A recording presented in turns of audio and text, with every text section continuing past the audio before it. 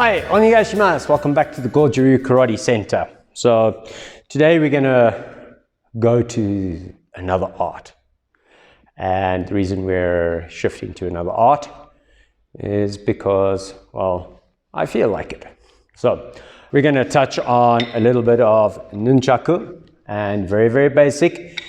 This video serves primarily as an introduction for my students who need a resource aid to be able to keep up with some of the classes that we're currently doing on the nunchaku. We have dumchucks, and we call them dumchucks. They're the foam jobs with a little piece of PVC piping in. They're a little bit safer and ideal for children to work. I have shortened all the strings in the center. I've actually changed them out and put a slightly better grade nylon cordage in to make them a little bit safer and a little bit more robust for the abuse that happens within the dojo.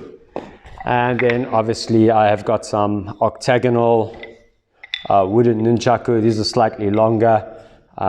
This one's got 4 strands through the middle, and again, all very short strands, etc. Quick little bit of history on our tiny component called kobudo. Firstly, kobudo should not be considered a totally separate art form from karate, and that the two are so separate that the two should never meet. If anything, they are like brother and sister. This is a comparison that has been brought up on a couple of occasions on the internet. People like Jesse Enkamp, etc. have expressed the idea that without karate there is no kobudo, without kobudo there is no karate. I think within any dojo we should be looking at some kind of basic introduction of kobudo traditional weapons for a couple of reasons. So number one, I like weapons because in doing a session or two with weapons you start to feel a lot of stress and strain on the body physically, and that is primarily because it is a weight and it is a form of resistance training. 2, it helps increase the range of motion across both joints. And that's pretty important because you're often looking at trying to develop a lot of symmetrical movements within the study and the analysis of kobudo movement. So it's really good to try and help loosen up. If you happen to have a very loose right shoulder but your left shoulder is a little stiff, training with weapon does help you develop this. 3, respect. I do think that the moment you start engaging with young people about weaponry, kobudo, you can start openly talking about respect for life, respect for space, respect for one another in a very serious way, because we all know if you hit somebody, they'll probably bleed. But as I often say to the little ones when I try and explain this in the most graphic way, I want you to take a sai and stick it in your best friend. And in that moment, there is the realization that these weapons are not toys. We're not playing a game. We're actually studying something very serious, and it has to be done with a lot of respect. I find this is a very important part of why I actually do kobudo. And then obviously, some of the movements in karate and some of the movements in kobudo really fit well together. They give you like a different edge on it, a different perspective. And it's that overall total package deal of, well, I study Okinawan karate, jutsu, and karate do and kobudo, and in that I hopefully will delve into some kind of hand-to-hand combat, some kind of wrestling or grappling, some kind of weapons-based study. And as I'm doing this, I'm getting better and better. Okay, so my personal point of departure is the system taught by Nishimi Sensei, Yamane Chinen Ryu, and I only did like the tiniest little fraction. So I'm by no means a graded practitioner of kobudo. I'm a karate instructor who's using kobudo as a means to teach other skill sets. My point of departure, my tribute has to go to Nishimi Sensei of Yamane Ryu from the United States. And if I was to be graded, I think I would probably be graded maybe 1/4 of the first stripe in the system. That's how little I know. And essentially, I'm a white belt, just making their way through the art. Okay. All right. So we're working with soft dumchucks. And the first thing I'm working on is left hand bow and some kind of kamae or yoi. My first exercise is holding two hands and kind of like the seven dwarfs. I'm off to work and I'm carrying a bag over my shoulder and I drop it down and I flick it onto the other shoulder. So down and over, down, over, down and over, down and over, down and over. Now I'm going to take that exact same movement with one hand. So one hand, down, change hands. And the reason for holding on one side is that we're doing a lot of training where we're not catching the nunchaku on the opposite end every single time. So the first thing is catching it on the same side as we go. I like to have the arm up and kind of like fishing when you cast and you throw the line out into the water. I like that kind of projection and then the follow through to the hip. So up, follow through to the hip, follow through to the hip, follow through to the hip. 5, 6, 7, and 8. All right, now next drill, 1, 2. So down and up. So swinging through and back, through and back. So 1, 2, 3, and 4. I'm going to change sides. 1, 2, 3, and 4. All right. From there, we're going to be working on building onto that. So 1, 2, and then we're going to go over our head and forward 3, and change hands. And up. 1, 2, over our head, forward, and down and change hands. Up. 1, 2, over, forward, and down. Up. 1, 2, over, and forward, and down. And one more time. 1, 2, 3, 4. Other side. 1, 2, 3, and 4. Next exercise. Obviously, this is more of a basic exercise. Swinging forward and backwards, both hands. Forward one way, backwards the other way. Now, using your arm and forward, go down 3 times and upward 1, 2, and 3. Forward 1, 2, and 3, and up 1, 2, and 3.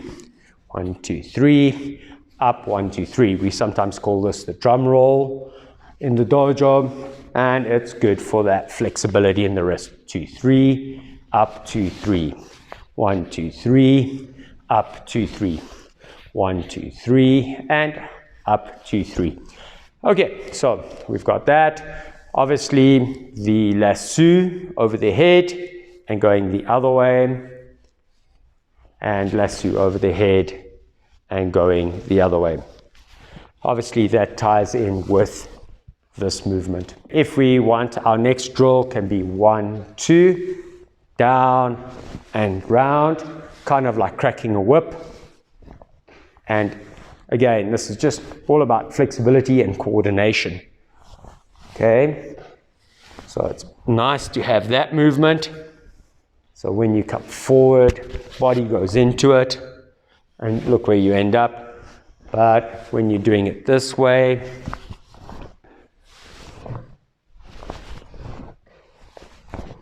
okay.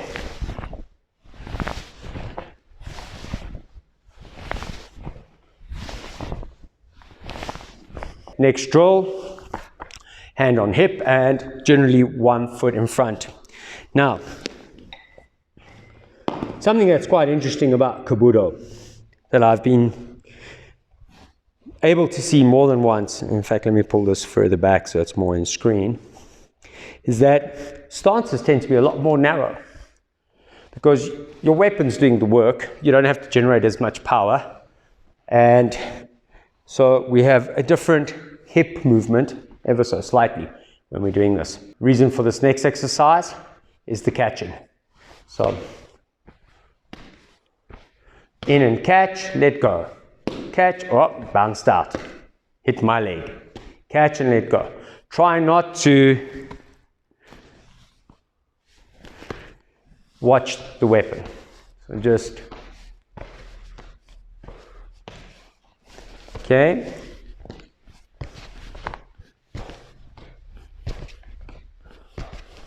Okay, so that covers some of the basic ideas that we tend to have. We have one more drill. I'm just pulling the foam a little bit more onto the nunchaku. Okay, and that would be figure of 8. So this one started by going there and there, and then changing hands. And if it needs to be, then so be it. If it needs to be, so be it. As you become a little bit more comfortable, it starts to fall on that elbow, and you start to focus a little bit better. All right, so let's go. You can see the struggling with the left hand because the coordination is not quite the same. Counting in the exercises, we like to do catching on same side twice and then on third side, especially if you're changing over. And we tend to do this with some kind of stepping.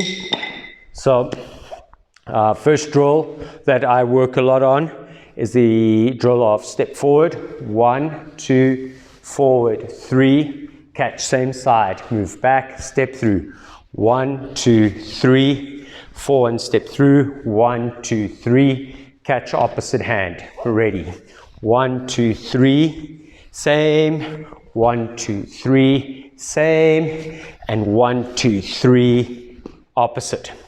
Okay, pretty much verbatim Nishimi sensei. I take no credit for this. I learned this all on seminar from them, and his son Jason was our technician, senior technician, who was helping us with a lot of this. So no credit to me. This is all from the Nishimi Martial Arts Center in, I think it's Cincinnati in the United States. Okay, 1, 2, 3, change. Oops, that was opposite. 2, 3, same. 1, 2, 3, same. And 1, 2, 3, opposite. Okay, so we work in threes, and the next step after that would be 1, 2, 3, step through, 1, 2, 3, step through, 1, 2, 3, catch. All right. Well, normally you would change and go back. I'm just camera orientated, so 1, 2, 3, 1, 2, 3, and 1, 2, 3, opposite. That's drill number 1 on a couple of escalations. Drill number 2. Okay, so stepping forward, 1, 2, drum roll down, drum roll up, and catch. Step through, 1, 2, 1.5, 1.5, catch. 1, 2, 1.5, 1.5, and catch. 1, 2, 1.5, 1.5, and catch. 1, 2, forward, up, down. So again, 5 movements. 1, 2, forward, down, cross, and back to our arm. And then obviously every second or every third one, we can catch opposite side. So if we're stepping, 1, 2, 3, 4, 5. Step through. 1, 2, 3, 4, 5. And step through. 1, 2, 3, 4, 5. And opposite hand. And again, repeat up, down, Next drill, figure of 8. Figure of 8, change. Figure of 8, change. Figure of 8, change. And catch on opposite. So we can do figure of 8, same side. Oopsie, maybe that wasn't a good idea. And then opposite. All right, so why catching on opposite? Because it allows you to move the nunchaku through space for blocking and clearing. Next difficult exercises would obviously entail the blocking. First exercise is like kind of lifting your hands up, 45 and over your head. Okay, so you're going up and over. So I'm going to the side, and to the side. Now, I'm doing it with my hands open because it reminds me of a kata that is practiced within Goju Ryu and Shotokan, sometimes called Pinan, number 4, Yondan, or Heian Yondan, where you see the hands coming up, something like this. So this kind of movement, 1, 2, 3, 4, 5, 6. Swiveling to the back, going into a back stance, 1. To the back, going into a back stance, and up 2. 3. This is no good. It seems like it must go right across your body to protect your head, like wall blocks. 1. Now, the next thing about this is block, step through, and attack. Come back, let's go the other way. So block, step through, and attack. Okay, so this rising block. Next block, we sometimes call machine gun block. Hand at the bottom is holding the one side of the machine gun and the other hand is holding the other side.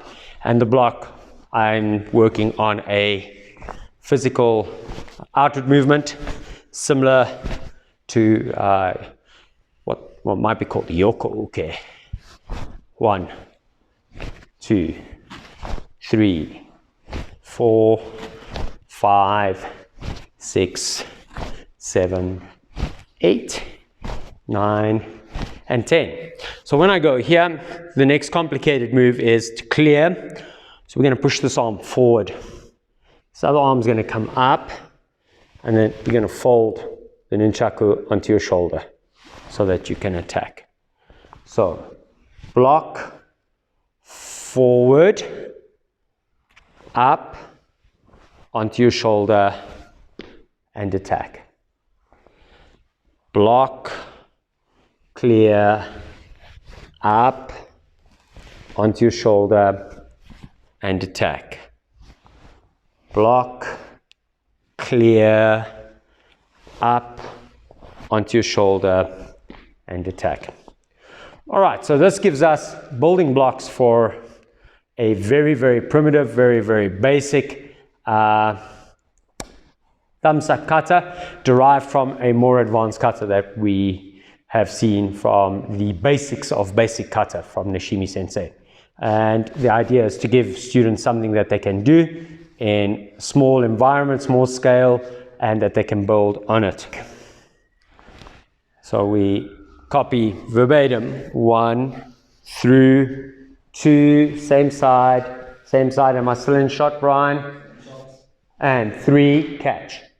Opposite hand, swivel, block. Step through, 1, same side. 2, same side. 3, opposite. Step through, block, clear. And figure of 8 and catch opposite. Block, clear, figure of 8, catch opposite. To the back, block, clear, figure of 8, catch opposite. Block, clear, figure of 8, catch opposite. Turn back to the front, block and clear, and figure of 8, catch, and step up. For the students who were in the dojo in the last couple of weeks, I think we stopped here and then just stepped back. Okay, so this would be like the most basic first kata for Kobudo. Doesn't belong to any particular school. It has got strong drawings or roots and copying from Nishimi Sensei's basic kata, and we're working towards Nishimi Sensei's first kata that they tend to teach their beginners. So this is like pre nunchaku kobudo kata. Okay, so that's it for our first kata, and some basics on our first kata and some basics on nunchaku. Arigato gozaimasu. Thank you very much.